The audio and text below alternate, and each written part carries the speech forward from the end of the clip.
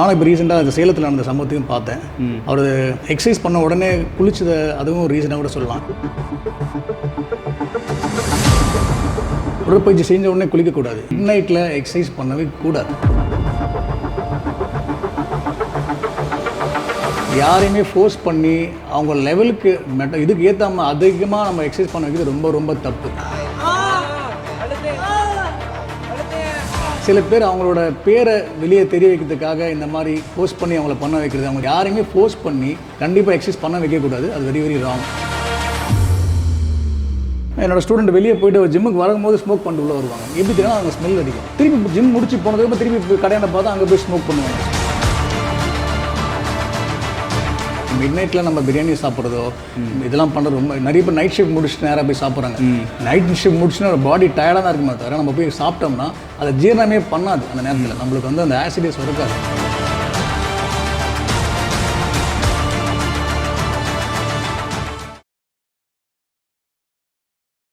White house media நேயர்களுக்கு வணக்கம். இன்றைய சிறப்பு நேர்காணலுக்காக நம்முடைய இணைந்திருப்பவர் தி கோர் ஃபிட்னஸ் சென்டர் உரிமையாளர் திரு ராம் அவர்கள். வணக்கம் பிரதர். வணக்கம், சொல்லுங்கள். ரீசெண்ட் டைம்ஸில் பார்த்தீங்கன்னா நிறைய மரணங்கள் வந்து ஜிம்மில் ஏற்படுது. இது வந்து ஜிம்முக்கு போகிறதுனால ஏற்படுதா இல்லை வேறு ஏதாவது பிரச்சனை இருக்கா? நானும் இப்போ பார்த்தேன். ரீசெண்டாக நிறைய நியூஸ்லாம் பார்த்தேன். ஜிம்மில் வந்து மரணம் ஏற்படுது. அதுக்கு காரணம் ரீசன் அது கிடையாது.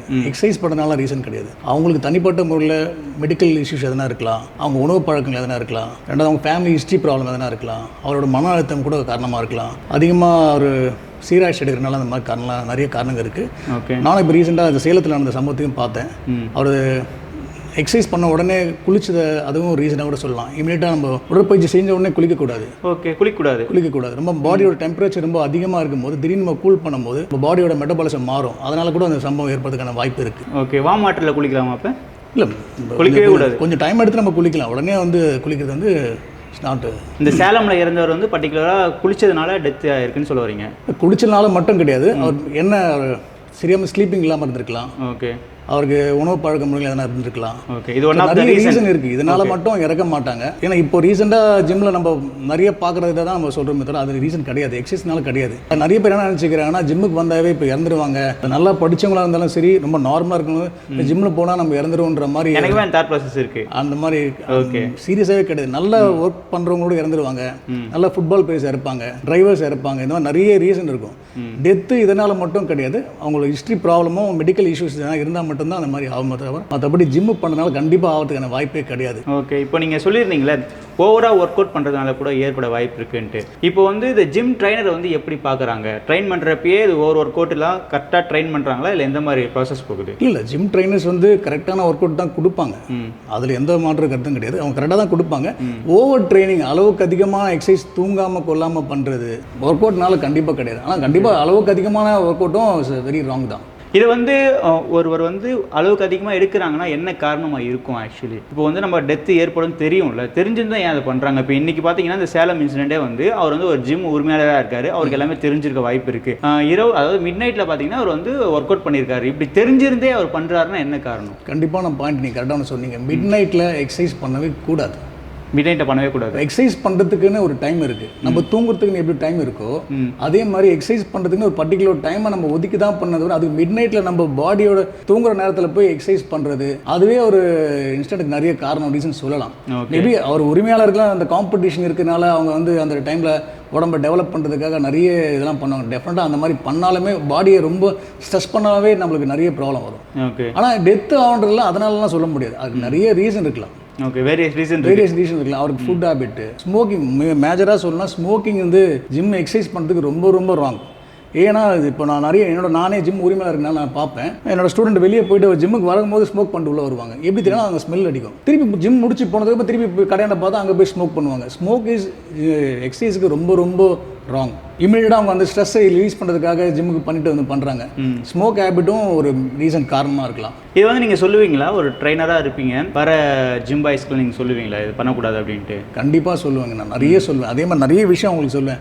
நீங்கள் வந்து ரொம்ப லேட் நைட்டு தூங்கிட்டு காலையில் வந்தோடனே இந்த ஒர்க் அவுட் பண்ணி தான் அவனுக்கு சொல்கிற கடமைலாம் அவனுக்கு கிடையாது. ஜிம்முக்கு பண்ணோன்னா உங்கள் பாடியை ஃபஸ்ட்டு ஒத்துழைக்கணும். ஒரு சிலர் நினைப்பாங்க, ஐயோ நம்ம ரெகுலர் இந்த வாரம் ஃபுல்லாக ஜிம்முக்கு போயிட்டோம், இதையும் நம்ம இன்னைக்கு கவர் பண்ணிடணும் அப்படின்னு நினைப்பாங்க. உங்கள் பாடி நல்லா ரிலாக்ஸ்டாக இருக்கா, நீங்கள் நல்லா வந்து எக்ஸசைஸ் பண்ணுறீங்களா, அதுதான் தீவை தவிர இன்றைக்கி பண்ணி ஆகணும். அது ஒரு சில பேர்லாம் வந்து 10 செட்டு பண்ணுவாங்க, ஒரு ரேஷியோவை தாண்டி எக்ஸசைஸ் பண்ணுவாங்க. அதெல்லாம் கூட ரொம்ப பட் இதெல்லாம் மரண ரீசன் கிடையாது. பட் இதெல்லாம் ராங்கான எக்ஸசைஸ். அப்புறம் கொஞ்ச நாள் முன்னாடி பார்த்தீங்கன்னா இன்ஸ்டாகிராமில் வந்து ஒரு ரீல்ஸ் ஒன்று பார்த்துருந்தேன். நிறைய ரீல்ஸ் இப்போ வர ஆரம்பிச்சிச்சு ரீசெண்டாக வந்து. ரொம்பவே ஃபோர்ஸ் பண்ணி அவங்கள வந்து ரொம்ப ஹார்ட் ஒர்க் பண்ணி இந்த ட்ரெண்டிங்காக ரீல்ஸ் வர மாதிரி பண்ண வைக்கிறாங்க. இதெல்லாம் சரியா? கண்டிப்பாக ரொம்ப ரொம்ப தப்பு. அதெல்லாம் யாரையுமே ஃபோர்ஸ் பண்ணி அவங்க லெவலுக்கு இதுக்கு ஏற்றாமல் அதிகமாக நம்ம எக்ஸசைஸ் பண்ண வைக்கிறது ரொம்ப ரொம்ப தப்பு. அதுவே அவங்களோட இன்ஜுரிக்கு நிறைய காரணமாக இருக்கும். சில பேர் அவங்களோட பேரை வெளியே தெரிய வைக்கிறதுக்காக இந்த மாதிரி ஃபோர்ஸ் பண்ணி அவங்கள பண்ண வைக்கிறது, அவங்க ஜிம் நேமை தெரியறதுக்காக அந்த மாதிரி பண்ணுறது, அவங்க தனிப்பட்ட சுயநலத்துக்காக அந்த புஷ் பண்ணுறது தான் தப்பு. யாரையுமே ஃபோர்ஸ் பண்ணி கண்டிப்பாக எக்ஸசைஸ் பண்ண வைக்கக்கூடாது. அது வெரி வெரி ராங். அவங்களால என்ன பண்ண முடியுமோ அதை ஃபாலோ பண்ண வைக்கலாம். அவங்களுக்கு அதிகமான ட்ரைனிங் டே பை டே கொடுத்து ப்ரெஷர் கொண்டாந்து இது பண்ணலாமா தவிர ஃபோர்ஸ் பண்ணி அப்போவே பண்ணு சொல்கிறது வந்து வெரி வெரி ராங். அது வந்து அவங்க தனிப்பட்ட இதில் பண்ணுறது தான். டெஃபினட்டாக அதை பண்ணக்கூடாது. ஓகே, யாரெல்லாம் ஜிம்முக்கே போகக்கூடாதுன்னா யாரை சொல்லுவீங்க? அப்படிலாம் கிடையவே கிடையாதுங்க. ஏஜ்டு நம்ம ஒரு சடன் ஏஜுக்கு அப்புறம் கண்டிப்பாக ஜிம் இஸ் மஸ்ட்டு. அது ஓல்டு ஏஜாக இருக்கணும் இருந்தாலும் சரி, எங்கே கண்டிப்பாக ஜிம் வந்து எல்லாருமே பண்ண வேண்டிய ஒரு முக்கியமான உடற்பயிற்சி வந்து கண்டிப்பாக எல்லாருக்குமே தேவை. ஓகே, இல்லை ஜிம்மு நான் பர்டிகுலராக கேட்குறேன். உடற்பயிற்சி நார்மலாக தேவைப்படலாம். ஆனால் ஜிம்மில் வந்து ரொம்ப வெயிட் லிஃப்டிங் பண்ணுறதுலாம் வந்து ஒரு மரணத்தை ஏற்படுத்த நம்மளால் ஒரு பிம்பத்தை வந்து கிரியேட் பண்ணி வச்சிருக்காங்க. நம்மளால் பார்க்க முடியுது நியூஸ் மீடியா லிஸ்ட்லேயே பார்த்தீங்கன்னா. அதனால தான் கேட்குறேன். இப்போ லைக் நீங்கள் சொல்லியிருந்தீங்களே பேசும்போதே இந்த மாதிரி பேஷண்ட்ஸ்லாம் வந்து பண்ணால் ஏற்பட வாய்ப்பு இருக்குன்னு சொல்லியிருந்தீங்களா? அதனால தான் இந்த கொஸ்டினை வைக்கிறீங்க. யாரெல்லாம் நம்ம ஜிம்மில் வந்து பண்ணாங்கன்னா அவங்க ஏஜ் கேட்டகரியை ஃபஸ்ட்டு பார்ப்போம். அவங்க இவ்வளோ தான் வெயிட் தூக்கணும், இந்த எக்ஸசைஸ் தான் பண்ணணும் ரூலை வச்சுருப்போம். அந்த ரூல் படி தான் அவங்கள ஃபாலோ பண்ணணும். சில பேர் வந்து ஓவர் வெயிட்ஸ் பண்ணும்போது கூட சில பேர் பார்க்கணுன்றதுக்காக ஓவர் வெயிட்ஸ் போடுவாங்க. அவங்களால முடியாத வெயிட்ஸை புல் பண்ணுறதுலாம் கூட ராங் எக்ஸசைஸ் தான். அதெல்லாம் கூட தவிர்க்கணும். இது எல்லாமே வரும்போதே இவங்க இந்த எக்ஸசைஸ் பண்ணணும், இது ஃபாலோ பண்ணணும், அந்த மாதிரி ரூல்ஸ் அண்ட் ரெகுலேஷன் தான் ஃபாலோ பண்ணுவாங்க. அப்படியே நம்ம அவங்கள இது பண்ண மாட்டோம். கைடன்ஸ் இல்லாமல் நம்ம பண்ணுறது கிடையாது. எவ்ரிபடி, ஆனால் ஏஜ்டு பர்சனாக இருந்தாலும் சரி, உமனாக இருந்தாலும் சரி, எல்லாருக்குமே ரூல்ஸ் அண்ட் ரெகுலேஷன் படி தான் நம்ம ஃபாலோ பண்ணுவோம். மோஸ்ட் ஆஃப் த டெத் மரணம்லாம் ஜிம்மில் நடக்கிறது ஹார்ட் வந்து வெடிச்சு இறந்து போயிடுறதா நம்ம கேள்விப்பட முடியுது. ஒருவேளை ஹார்ட் பேஷண்ட்டே உங்ககிட்ட வராங்கன்னா நீங்கள் அலோவ் பண்ணுவீங்களா? ஹார்ட் பேஷண்ட் வந்து ஒர்க் அவுட் பண்ணலாமா? ஹார்ட் பேஷண்ட் வந்து ஒர்க் அவுட் பண்ணலாம். டாக்டரோட சஜஷன் படி அவங்க ஒர்க் அவுட் பண்ணலாம். இதுதான் எக்ஸசைஸ், நான் நார்மலான எக்ஸசைஸ் கொடுக்கலாமே தவிர ரொம்ப ஹெவியான எக்ஸசைஸ் அவங்களுக்கு கொடுக்க மாட்டோம். அவங்களாலையும் தூக்க முடியும். நம்மளுக்கு பார்த்தாவே அவங்களுக்கு தெரியும். அவங்க வந்தோடனே நம்ம ஒரு புக் ஒன்று கொடுப்போம். அது எல்லாத்தையுமே அவங்க ஃபாலோ பண்ணுற என்னென்ன கேட்குறேன்னு சொல்லிட்டு நம்ம ஃபாலோ பண்ணுவோம். அதில் தெரிஞ்சிடும். அதுக்கேற்ற மாதிரி தான் நான் எக்ஸசைஸ் கொடுப்போம். இப்போ வேறு எந்தெந்த பேஷண்ட்லாம் வந்து ஓவராக ஒர்க் அவுட் பண்ணக்கூடாதுன்னா என்னென்ன கேட்டகரியாக பிரித்து வச்சிருக்கீங்க? ஏஜ்டு பர்சன் ஃபஸ்ட்டு ஓவராக ஒர்க் அவுட் பண்ணக்கூடாது. ஓகே, அதே மாதிரி நம்ம சின்ன ரொம்ப யங் ஏஜ் பசங்களுக்கு அதிகமான ஓவர் வெயிட்ஸ் தூக்கக்கூடாது. ஏன்னா அவங்களுக்கு ஹைட்டு ப்ராப்ளம்லாம் நிறைய வரும். ஸோ அதுக்கேற்ற மாதிரி தான் நம்ம ஒர்க் அவுட் கொடுக்கணும். ஓகே, இந்த ரீசன்ஸ் தான். இப்போ பேஷண்ட் அந்த டிசீஸ் வச்சிருப்பாங்களே, லைக் சுகர் பேஷண்ட்டாக இருக்கலாம். ஸோ இந்த மாதிரியான கேட்டகரிலாம் இருக்கவங்களாம் வேறு யாரெல்லாம் இருக்காங்க? இல்லை, இப்போ சுகர் வந்து காமன் ஆயிடுச்சு. ரொம்ப சின்ன வயசு பசங்களுக்கும் வருது, அதே மாதிரி ஓல்டு ஏஜ் பீப்புளுக்கும் வருது. சின்ன ஏஜ் பசங்களுக்கு ஏற்ற மாதிரி நம்ம வந்து ட்ரைனிங் கொடுப்போம். அவங்க அந்த வெயிட்ஸ் தூக்கிறதுக்கு அவங்கள ட்ரைனர்ஸ் கூட வச்சுக்கிட்டு பர்சனலாக வச்சுக்கிட்டு அவங்க ஃபாலோ பண்ணணும், ஒன்றும் ப்ராப்ளம் கிடையாது. ஏஜ்டு பர்சன் அதுக்கேற்ற மாதிரி வெயிட் கொடுப்போம். ஸோ ஓவர் வெயிட்ஸ் தூக்க யாரையும் மோஸ்ட்டாக விட மாட்டோம். நல்லா ட்ரெயின்ட் ஆனால் மட்டும்தான் நம்ம அதை ஃபாலோ பண்ணுவோம். ஜிம்மில் பார்த்தீங்கன்னா ப்ரோட்டீன் பவுடர், அந்த பவுடர், நிறைய பவுடர் நான் கேள்விப்பட்டிருக்கேன். இப்போ இந்த பவுடர்லாம் வந்து மரணம் ஏற்பட வாய்ப்பு இருக்கா? இல்லை, அப்படியே பிளைண்டாக சொல்ல முடியாது. இப்போ வந்து ப்ரோட்டீன் எக்ஸஸான ஊக்க மருந்து எடுப்பாங்க. உடற்பயிற்சி காம்படிஷன் போகிறதுக்காக அவங்க எக்ஸசைஸான ஊக்க மருந்து எடுப்பாங்க, நிறைய டேப்லெட்ஸ் எடுப்பாங்க. அவங்க மெடிக்கல் ஹிஸ்ட்ரி எதுன்னு தெரியாமல் அவங்க எடுப்பாங்க. ஆனால் நம்ம ஆக்டர்ஸ்லாம் பார்த்தீங்கன்னா அவங்களாம் வந்து டாக்டரோட சஜஷன் வச்சு இந்தந்த மருந்து எடுக்கலாம், இதுதான் சாப்பிடலாம், இவ்வளோ கண்டென்ட்டில் நம்ம ப்ரோட்டீன் சாப்பிடலான்னு இருக்கும். ஆனால் நம்ம நார்மலாக பண்ணுறவங்களுக்கு அதெல்லாம் அந்த நாலேஜ் இல்லாதனால அவங்க எக்ஸஸாக எடுக்கிறது அவங்க உடம்புக்கு ஒத்துக்கான்னு தெரியாதுன்னு எடுக்கலாம். இதனால ஒரு கண்டிப்பான ரீசன் டெஃபினட்டாக இருக்கும். ஓகே, அதாவது நம்ம எடுக்கிறப்போ முறையான டாக்டர் சஜஷன் படி அந்த மருந்துகளையோ ப்ரோட்டீன் சப்ளிமெண்ட்டையோ அவங்களுக்கு எவ்வளோ வெயிட்டுக்கு ஏற்ற மாதிரி கேட்டகரி பிரித்து சாப்பிட்டாங்கன்னா ஒன்றுமே ப்ராப்ளம் கிடையாது. ஜிம்மில் இந்த டெத் என்பதுனால நிறைய பேருக்கு வந்து ஒரு அச்சம் வந்துருச்சு. இப்போ எனக்கே பார்த்தீங்கன்னா பர்சனலாக ஜிம்முக்கு போனால் என்னால் முடியாதுப்பா, ஏன்னா ஆகிடும்ன்ற ஒரு பயம் இருக்குது. இப்போது அந்த மாதிரி பார்க்குற ஒரு தாட் ப்ராசஸ் உள்ள மக்களுக்கு நீங்கள் என்ன சொல்ல நினைக்கிறீங்க? கண்டிப்பாக மக்கள் எல்லாமே புரிஞ்சுக்கணும். டெத்துன்றது ஜிம்மில் மட்டும்தான் கிடையாது. ஜிம்மில் ஆகிறனால ஜிம்மோட பேரே மொத்தமாக ஸ்பாயில் ஆகுது. ஜிம்மு சம்மந்தம் எத்தனையோ வருஷமாக ஜிம்மு நம்ம பண்ணிகிட்ருக்கோம். ஜிம்மில் மட்டும்தான் மரணம் கிடையாது. இந்த சில நியூஸ் வரனால மக்களோட மென்டல் ரெடினா ஜிம்முக்கு போகிறதே பயப்படுறாங்க. அது எஜுகேட்டடாக இருந்தாலும் சரி, நம்ம நார்மலாக இருக்கிற பீப்புளாக இருந்தாலும் ஜிம்மு போனால் இதுவாகிடும், ரொம்ப அந்த மாதிரி தவறான புரிதல் வச்சுருக்காங்க. கண்டிப்பாக கிடையவே கிடையாது. இதனால் ஜிம்மோட நேமே நம்ம ஸ்பாயில் பண்ணுறோம். ஜிம்மு வந்து பண்ணுறது ஹெல்த்தி, அதுதான் முக்கியம், பாடிக்கு தேவை. ஜிம்மு மட்டும் உடற்பயிற்சி ரொம்ப முக்கியமாக தேவை. ஆனால் ஜிம்முனால் கண்டிப்பாக அந்த மாதிரி டெஃபினட் ஆகாது. ஓகே, அந்த தவறெல்லாம் புரியல மக்கள் வந்து அதை விடணும். Okay brother. இப்போ ரீசெண்ட் டேஸில் தான் வந்து இந்த விஷயங்கள்லாம் நம்மளால் மீடியாக்களில் பார்க்க முடியுது. இதுக்கு முன்னாடி இந்த மரணங்கள்லாம் நடந்திருந்தா ஜிம்மில்? கண்டிப்பாக இருந்திருக்குங்க. இதுக்கு முன்னாடி எல்லா இடத்துலையும் மரணம் நடந்திருக்கும், ஜிம்மில் நடந்திருக்க வாய்ப்பு இருக்குது. இப்போ மீடியா, சோஷியல் மீடியாஸ் அதிகமாக இருக்கிறனால இமீடியட்டாக நம்ம வந்து அதை பார்க்குறோம். அது ட்ரெண்டிங் ஆகிட்டே இருக்கனால அந்த நியூஸ் நம்மளுக்கு நிறைய தெரிய ஆரம்பிக்குது. ஐயோ ஜிம்முனாவே இறந்துருவாங்கன்ற அந்த கான்செப்ட் நிறைய வந்துட்டே இருக்குது. சில பேர் பேட்மிண்டன் ஆடும்போது இறந்துருக்காங்க, ஃபுட்பால் விளையாடும்போது இறந்துருக்காங்க, கிரிக்கெட் விளையாடும்போது இறந்துருக்காங்க, அவங்களுக்கு பிடிச்ச வேலை செய்யும் போது கூட அவங்க இறந்துருக்காங்க. அதனால் டெத்து வந்து அதை நம்ம ப்ரொடெக்ட் பண்ண முடியாது. மீடியா இப்போ ஜிம்னா ஹைக் பண்ணுறதுனால அந்த ஜிம்ன்றனால அது இதுவாகிட்டு இருக்கு. ஜிம்முக்கும் டெத்துக்கும் சம்மந்தமே கிடையாதுங்க. அவங்களுக்கு பர்சனலாக, அவங்க இன்டர்னலாக அவங்களுக்கு இருக்க மெடிக்கல் பிரச்சனையோ, அவங்களுக்கு இருக்க ஃபுட் ஹேபிட்டும், அவங்களுக்கு இருக்க லைஃப்பில் இருக்க ஸ்ட்ரெஸ்ஸோட, மன அழுத்தத்தோட காரணத்தினால தான் மரணம் கண்டிப்பாக ஏற்படும். மற்றபடி ஜிம் எக்ஸசைஸ் பண்ணுறதுனால கண்டிப்பாக ஆகாது. சரியான உடற்பயிற்சி, நல்ல ட்ரைனர்ஸு அவங்க கூட வச்சு அதுக்கேற்ற கைட்னஸோட அதை ஃபாலோ பண்ணாங்கன்னா gym is very very healthy. இப்போது ஜிம்முக்கு வரவங்க, உடற்பயிற்சி செய்கிறவங்க வந்து இதெல்லாம் தவிர்க்கணும்னா என்னென்ன விஷயங்களை சொல்லுவீங்க? கண்டிப்பாக தவிர்க்க வேண்டிய விஷயம் ஃபஸ்ட்டு வந்து அவங்க ஹேபிட், கெட்ட பழக்கங்கள்லாம் அவங்க ஃபஸ்ட்டு தவிர்க்கணும். ரெண்டாவது அவங்க உணவு முறையை கரெக்டாக அவங்க பார்த்துக்கணும். நைட் டைமில் அதிகமாக சாப்பிட்றது, நம்ம பாடிக்கு தேவையில்லாமல் அதிகமான கேலரிஸோ கொழுப்பு சத்து அதிகமாக சாப்பிட்றதுனால கூட அதை கொஞ்சம் கண்டிப்பாக தவிர்க்கணும். அதே மாதிரி ரொம்ப டயட்டுன்னு ஃபாலோ பண்ணக்கூடாது. ரெண்டாவது கரெக்டான லெவலில் அவங்க ஸ்லீப்பிங்கும் கரெக்டாக இருக்கணும். ஸ்லீப்பிங்கே இல்லாமல் எக்ஸசைஸ் பண்ணுறதும் அதையும் கண்டிப்பாக அவங்க தவிர்க்கணும். அதே மாதிரி அடிக்கடிக்கு அவங்க மெடிக்கல் செக்அப் பண்ணிக்கிறது, அவங்க பிபி, கொலஸ்ட்ரால்லாம் செக் பண்ணிக்கிறது ரொம்ப ரொம்ப நல்லது. நிறைய பேர் பண்ணுற மிஸ்டேக் என்னென்னா, நேராக உடனே வெயிட் தூக்க ஆரம்பிச்சிருவாங்க, எக்ஸசைஸ் பண்ண ஆரம்பிச்சிருவாங்க. கண்டிப்பாக ஜிம்குள்ளே போனால் ஃபஸ்ட்டு நம்ம வந்து வார்ம் அப் பண்ணணும். நம்ம பாடியை நார்மலாக இருக்கிறத விட கொஞ்சம் ஃபிட்னஸ்க்கு ஏற்ற மாதிரி கொஞ்சம் தயார் பண்ணணும். அதுக்கப்புறம் ட்ரெயினர்ஸ் என்ன சொல்கிறாங்களோ அந்த ஒர்க் அவுட்டை நம்ம ஃபாலோ பண்ண ஆரம்பிக்கணும். அதே மாதிரி வெயிட் லிஃப்டிங் பண்ணும்போது ப்ராப்பராக நம்ம ஹேண்ட்லலாம் இது பார்த்திங்கன்னா சில பேருக்கு கை காப்பெல்லாம் ஒரு மாதிரி காய்ச்சிடும். க்ளவ் போட்டுக்கலாம்.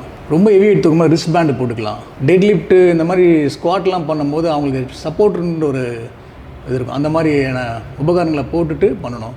முக்கியமாக பெல்ட் சில பேர் போடவே மாட்டாங்க. வெயிட் லிஃப்ட் பண்ணும்போது பேக்கில் பெல்ட் சப்போர்ட் போட்டு தான் பண்ணணும். சில பேர் நம்ம அப்படியே ஒர்க் அவுட் பண்ணலாம், அதெல்லாம் கண்டிப்பாக தவிர்க்கணும். ப்ராப்பர் எக்ஸசைஸ் பண்ணோன்னா பெல்ட்டு, ரிஸ்ட் பேண்டு ஒரு எக்ஸசைஸ்க்கு என்னென்ன தேவையோ அந்த இதை போட்டு தான் நீங்கள் ஃபாலோ பண்ணணும். ஸோ ட்ரெயினரை கேட்டு ஃபாலோ பண்ணால் இட்ஸ் பெட்டர். ஓகே. ஃபுட் ஹேபிட்ஸ்னு வந்துட்டால் கண்டிப்பாக டெஃபினட்டாக ஹை கொலஸ்ட்ரால் சாப்பிடக்கூடாது, அதிகமான கார்போஹைட்ரேட் சாப்பிடக்கூடாது, நிறைய விட்டமின்ஸு, மினரல்ஸு, நிறைய தண்ணி குடிக்கணும்.